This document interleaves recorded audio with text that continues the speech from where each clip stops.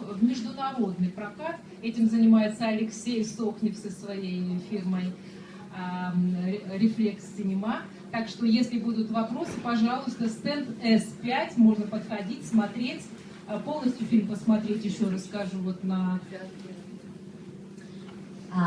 So actually, you've seen a little bit of the second part. I'm very happy because not only this year we finished the film, but we also released it in Russia, and the film actually had kind of two eyes because then it was also shown on TV Kultura, and now we are going to work on the international distribution.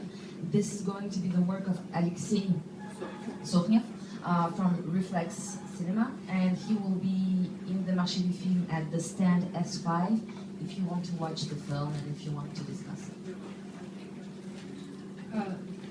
Мы показываем этот фильм сейчас на многочисленных кинофестивалях международных. Только что мы вернулись из Монако, получив приз на 9-м международном кинофестивале в Монако. Здесь присутствует президент этого фестиваля Винсент Сарагоса.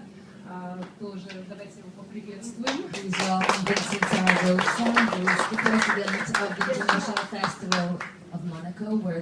Дело в том, что следующий год Россия-Монако, и вот мы, так сказать, открыли нашим фильмом, предваряем этот год.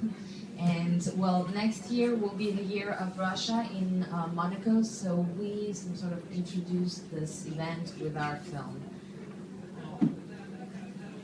Я думаю, что уже Leo, maybe you have a question, or Andrei?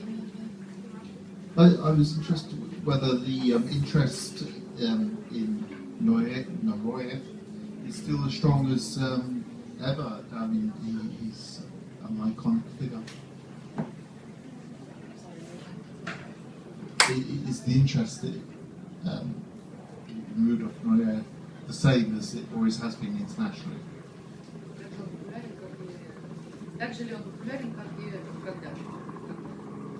Вы знаете, нашим проектом мы, в общем, возвращаем имя незаслуженно забытого в нашей стране, вычеркнутого когда-то из истории нашей страны, из истории культуры нашей страны человека, имя Рудольфа Нуреева, возвращаем его на родину, потому что действительно перед ним, перед его гением танца преклоняется весь мир. К сожалению, у нас он был незаслуженно забыт, и сейчас вот перед нами стоит задача вернуть его, так скажем, на родину, заставить гордиться этим великолепным даром, великолепным талантом.